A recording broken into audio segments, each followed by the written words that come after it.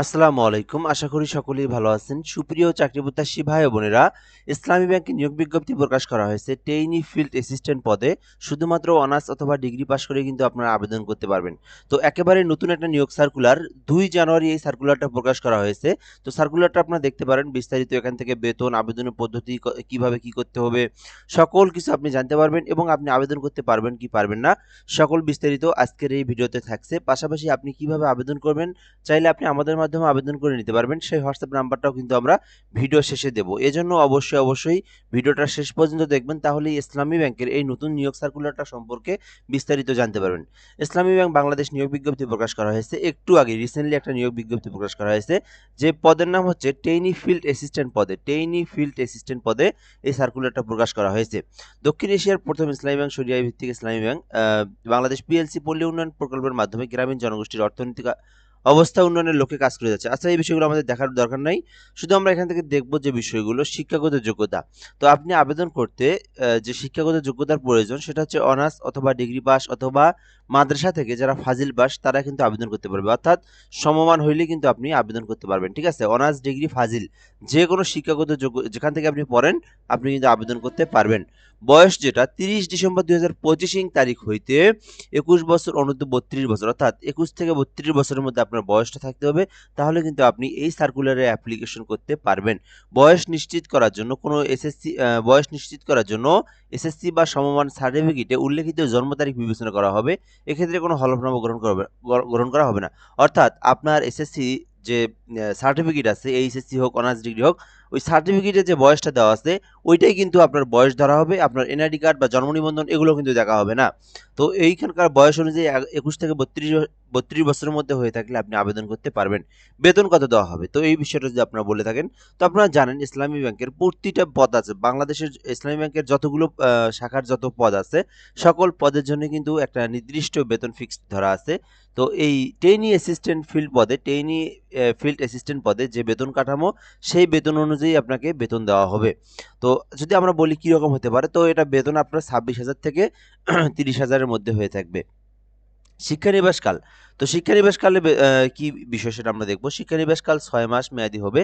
শিক্ষানিবাসকাল সন্তোষজনকভাবে সম্পূর্ণ করার পর নিয়মিত বেতন স্কেলে চাকরি স্থায়ী করা হবে। অর্থাৎ ১ম ৬ মাস আপনাকে শিক্ষানিবাসকাল ধরা হবে। পরবর্তীতে আপনাকে কিন্তু একদম এই চাকরিতে স্থায়ী করা হবে। তো অবশ্যই আপনারা আবেদন করবেন। যারা অনার্স, ডিগ্রি, ফাজিল পাস করছেন আপনারা এটাতে আবেদন করবেন। অন্যান্য শর্তাবলী এখানে দেওয়া আছে। চাকরিরত প্রার্থীদের যথাযথ কর্তৃপক্ষের মাধ্যমে আবেদন করতে হবে। এই পদে শুধুমাত্র পুরুষ প্রার্থী আবেদন করতে পারবে। অর্থাৎ এটাতে কিন্তু মহিলা প্রার্থী আবেদন করতে পারবে না। শুধুমাত্র পুরুষ প্রার্থীরাই আবেদন করতে পারবে। লিখিত এবং মৌখিক পরীক্ষার জন্য কোনো ভ্রমণ ভাতা বা দৈনিক ভাতা প্রদান করা হবে না।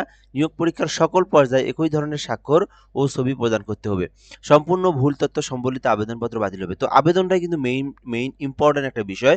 তো আপনার আবেদন যদি ভুল হয়, অনেকেই বলে যে এসএমএস আসে না কেন? দেখেন, আপনি যদি আবেদনে ভুল করে থাকেন, ছবি স্বাক্ষর যদি ঠিকভাবে যদি একটা ভালো স্মার্টলি একদম সোজা ছবি না দেন, একটা চুল আপনার যদি এলোমেলো থাকে বা আপনি যদি ঠিকভাবে সবকিছু বিষয় না দেন, তথ্য ভুল দেন, ইনফরমেশন যদি মিস্টেক থাকে, তাহলে কিন্তু আপনার আবেদনটা বাতিল হবে। কেননা আবেদন করার পর এই আবেদনগুলো কিন্তু আপনার সরাসরি অটোমেটিক্যালি সফটওয়্যারের মাধ্যমে আপনাকে এডমিট কার্ড দিবে না।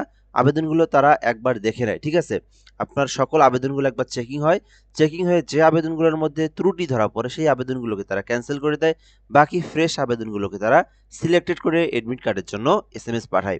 তো এজন্য অবশ্যই আবেদনটা আপনারা যেখান থেকেই করেন, আপনি নিজে করেন বা এর দোকান থেকে করেন বা আমার মাধ্যমে করেন, নির্ভুলভাবে আবেদনটা করার চেষ্টা করবেন। নিয়োগ পদ্ধতি: প্রার্থীদের মধ্যে হতে বাছাই প্রক্রিয়ার মাধ্যমে সংক্ষিপ্ত তালিকা প্রস্তুত করা হবে। সংক্ষিপ্ত তালিকাভুক্ত নির্বাচিত প্রার্থীদের লিখিত এবং মৌখিক পরীক্ষায় অংশগ্রহণ করতে হবে।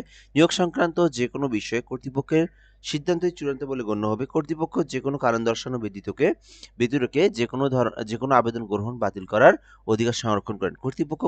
কর্তৃপক্ষ কোনো কারণ দর্শানো ব্যতিরেকে এই নিয়োগ বিজ্ঞপ্তির প্রক্রিয়া পরিবর্তন বা বাতিল করার অধিকার সংরক্ষণ করেন। অর্থাৎ এখান থেকে যে বিষয়টা, নিয়োগ পদ্ধতি যেটা, তাদের যে নিয়োগ পদ্ধতি সেই অনুযায়ী নিয়োগ হবে।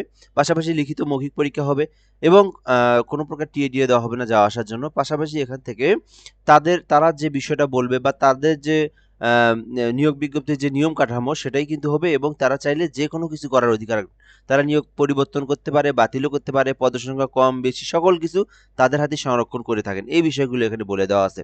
আচ্ছা, এরপর আমরা যদি এখান থেকে দেখি আবেদন পদ্ধতি, কিভাবে আপনি আবেদন করবেন।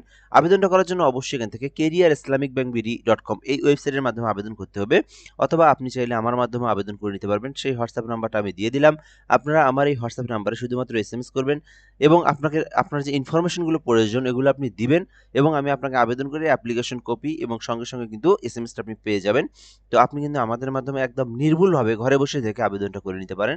হোয়াটসঅ্যাপ নাম্বার এসএমএস করতে হবে 017758303120, 017758303120। এই নাম্বারে আপনাকে হোয়াটসঅ্যাপে এসএমএস করলে আপনি আমাদেরকে পেয়ে যাবেন, এবং আমাদের মাধ্যমে ঘরে বসে থেকে এই আবেদন সহ যে কোনো সরকারি চাকরির আবেদন করে নিতে পারবেন।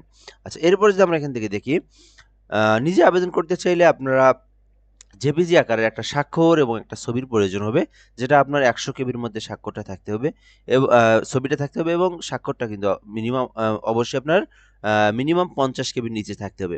আচ্ছা, আপলোড করার মাধ্যমে 22 জানুয়ারি 2026 তারিখ পর্যন্ত সময় আছে, অর্থাৎ 22শে জানুয়ারি পর্যন্ত আপনি এই সার্কুলারে আবেদন করতে পারবেন।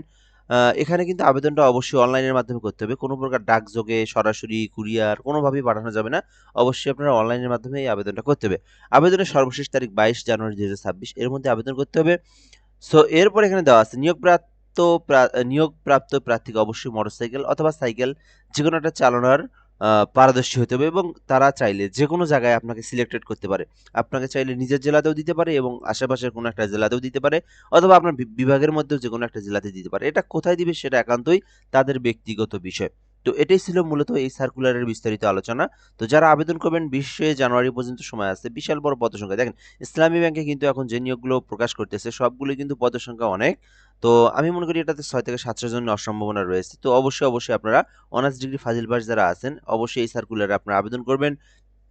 আর যেটা বললাম, আবেদন আমাদের মাধ্যমে করে নিতে চাইলে এই নাম্বারে হোয়াটসঅ্যাপে এসএমএস করবেন, তাহলে কিন্তু আপনি আমাদেরকে পেয়ে যাবেন। তো ভিডিওটা এই পর্যন্তই, ভালো থাকবেন। আসসালামু আলাইকুম।